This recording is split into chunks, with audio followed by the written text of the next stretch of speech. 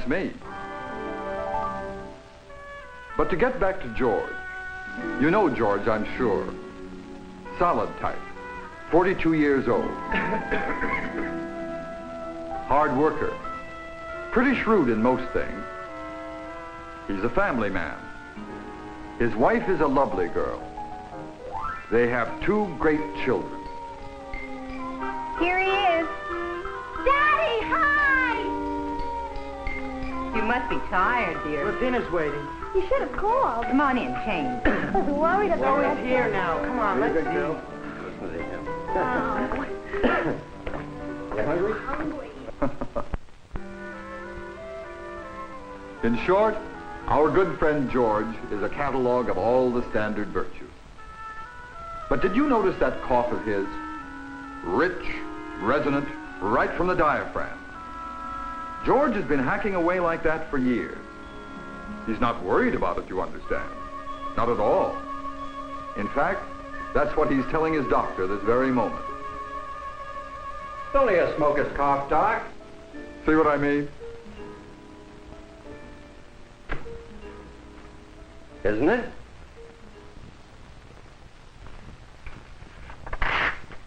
Here. This should give you some relief. You didn't answer my question. Smoker's cough? Well, you're a heavy smoker. So by definition. That's still not an answer. What do you want me to say? Have I found anything more serious this time? No, I haven't. The X-ray's negative. As far as I can tell, you're all right. But you're pushing your luck. How many cigarettes do you smoke in a day? Oh, I don't know. 2 packs, maybe more. Depends. What? Why? Why not? You just admitted it hasn't done me any harm. Now who's not answering? Well, I suppose I shouldn't, but I like it. I like it. There was a jingle years ago in school. Tobacco something something weed. Dirty weed. Tobacco is a dirty weed. I like it. It satisfies no normal need. I like it. It makes you thin, it makes you lean, it takes the hair right off your beat. It's the worst darn stuff I've ever seen. I like it. So that's how things are with old George. He's not much on logic. But then who is? Most of us muddle along without logic. Except children. Children are terrifyingly logical. That's all there is to it. You're not inhaling. Well, not every time, of course not. Bet you can't. Yes, I can. I knew it. Let me try. No. Please, it's my turn. Who said? There, how about that? I think you're mean not letting me.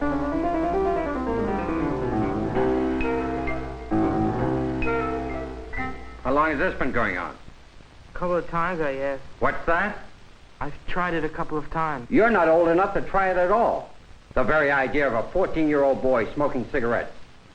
Gee, Dad, you and Mom smoke. You smoke all the time. Don't be flip with me, young man. I'm sorry, I didn't mean... It's not a question of what I do or your mother does. You're too young, and that's final. Yes, sir. Dad, Yes? how old were you? Why, I was... I don't remember exactly. But I'm sure I was a lot older than 14. And another thing. Don't let me catch you giving cigarettes to your sister. You hear? He didn't. It's all my fault. All right, all right. Go do your homework or something.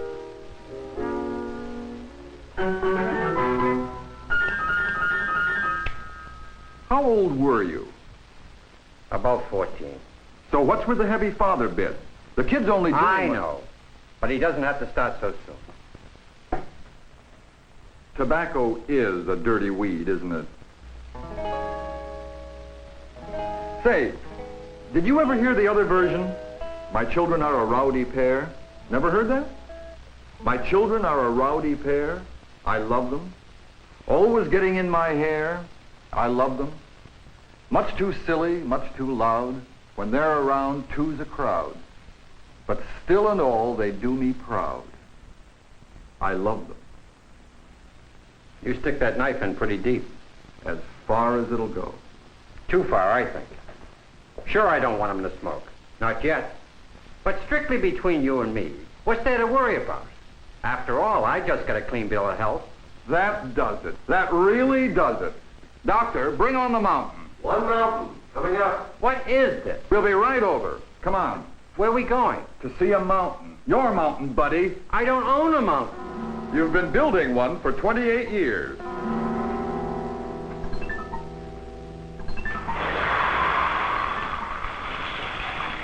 Is that it? One load to go. I'll get it. You explain this. Well, as he said, it's all yours. Your total consumption of cigarettes so far, George, 500,000. You're kidding. I wish I were.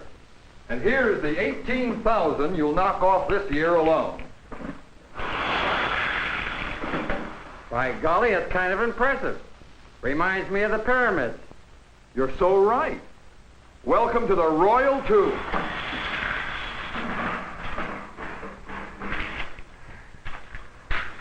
Well, it all goes up in smoke anyway. Not up, George. In. You draw it into your lungs, and some of it stays there. You've heard of tobacco tar, the viscous stuff that condenses out of smoke? Well, over the years, you've smeared your lungs with 22 pounds of tar. Go on, touch it.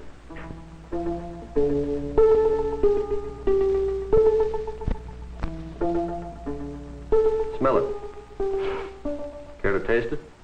No thanks. There are about 500 different chemical compounds in this mess, and at least 7 of them are known carcinogens. They're what? They cause cancer. That's one fact. But I've got 1 million of them. The research on this thing has been tremendous. You just can't blink it away. At least the Surgeon General and his men couldn't. 400 pages to support one conclusion. Health hazard.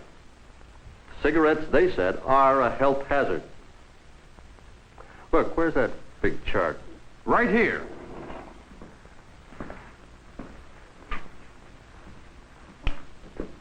Have you any idea how much cigarette smoking has increased in our lifetime? Well, the population has increased. No, I mean the rate per person.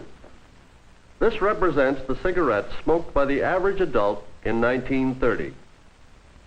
30 years later, nearly 3 times as many. During the same period, the death rate from lung cancer multiplied by 10.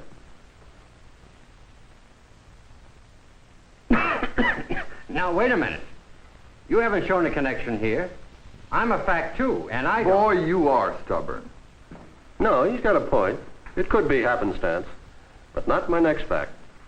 Now, we select 3 men out of the general population. The one doesn't smoke at all. The second is a light smoker, less than half a pack a day. And the third is like you, 2 packs or more. Now, George, if you were a betting man, who would you say is most likely to die of lung cancer? Me, I guess. I mean him, the heavy smoker. By what odds? Against the non-smoker, that is. 2 to 1, 3 to 1, 10 to 1? I'll take 3 to 1. You're way off, George. Even for the light smoker, the death rate is 7 times greater than it is for the non-smoker. And it's nearly 30 times greater for the 2-pack man. The odds are almost 30 to 1. 30 to 1. Sounds hard to believe, I suppose. But not if you remember the 22 pounds of tar that you've been collecting in your lungs. You know, at postmortems, they can estimate with considerable accuracy how much smoking a man has done just by examining his lungs. This is a normal, healthy lung. Here's what it looks like after 20 or 30 years of heavy smoking. Yes, that's what people do to themselves.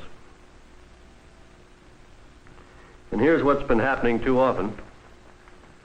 Cancer. But it isn't always cancer, of course. Might be chronic bronchitis, coronary heart disease, or this. He's a patient of mine. He spends all day in bed trying to catch his breath.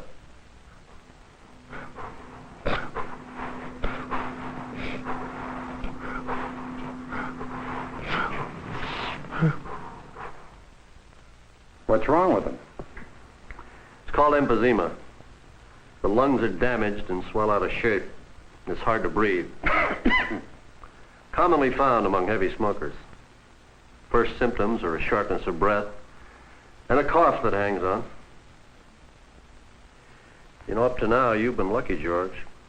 Very lucky indeed. I hope your son is lucky, too. My son? I won't let him smoke. How are you going to do that? Lay down the law? Lock him in the tower? 20 lashes? I'll talk to him. It better be good. Out in Oregon, smoking and parents smoking Please. and... No more facts. Well, what it amounted to was like father, like son. Or for that matter, like mother, like daughter. In other words, if you became a shining example... Who, me? Stop smoking? Don't you think I've tried? So many times. Try again. Every bit you cut down helps. Food will taste better and you'll sleep better. You'll look younger and feel younger, no question about it. If you stop, there's a very good chance your son won't start.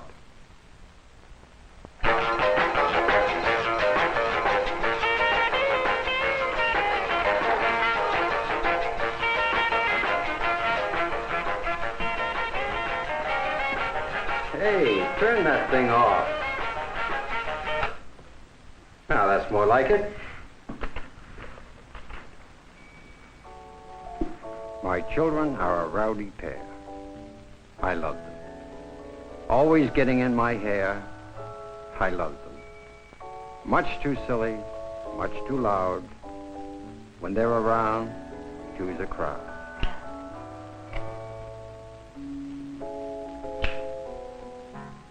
I've got to try to do them proud. Because I love them.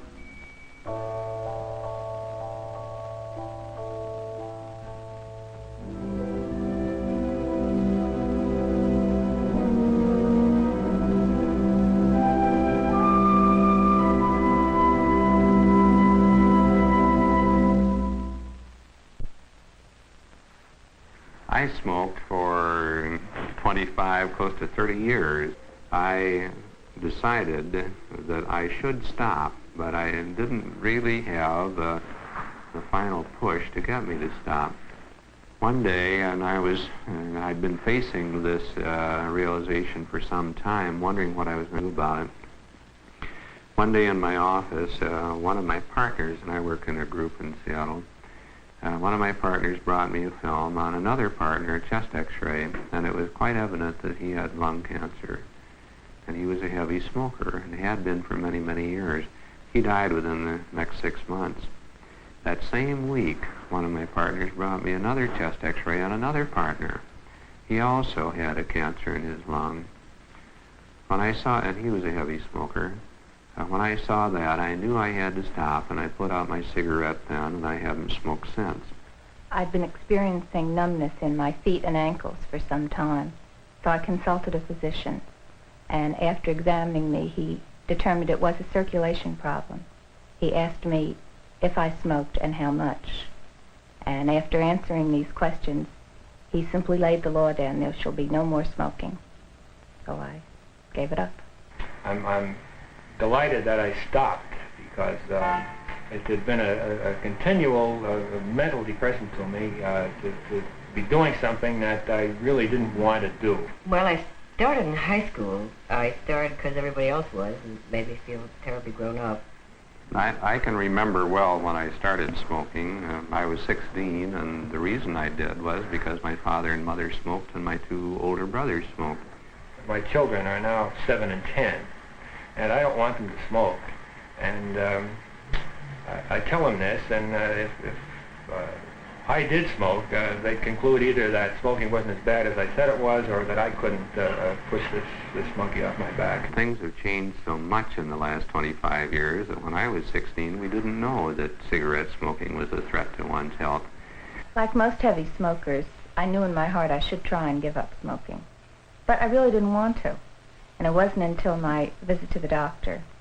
Sure, I had trouble giving it up. I can remember, I have a vivid picture in my mind of sitting at the dining room table one night with my wife and writing checks, and she thought I was going into shock. It was that bad. When we hear about how terribly hard it wasn't so hard. I didn't have to, eat 2 pounds of chocolate suddenly, or bite my fingernails, or do anything. I must have tried 20 times, and the 20th one attempt was successful. And at the office, I put the candy bars and macaroons in my desk and sneak them out and chew them and so on when no one was looking. Well, I found that chewing gum, believe it or not, was a great help. You sort of have to have something to do with your hands. At least I found this to be true. And I can't say that chewing gum did anything with my hands, but it satisfied that craving for something. And yet I think that when one has sufficient reason for stopping, and I've got all kinds of scientific reasons, but 3 real good reasons in my 3 kids, if one has sufficient reason to stop, one can do it. I found that I could do it. It wasn't easy, but I do feel better, and I'm very proud of myself, and so is my family. Found it was not as hard if you put your mind to it, really. I would like to be a moderate smoker if I could be, but I find that I can't. Then you feel you've got to do it. You want to do it and you're going to have to do it. I think you can. We think that the only way that we can turn this tremendous incentive to smoke and turn it in the other direction is to work through the young people. I just wish more fathers would have a chance of seeing it the way I did on that one particular occasion when it suddenly came home to me that smoking was no good for me or for my kids or for the rest of the people with whom I come in contact.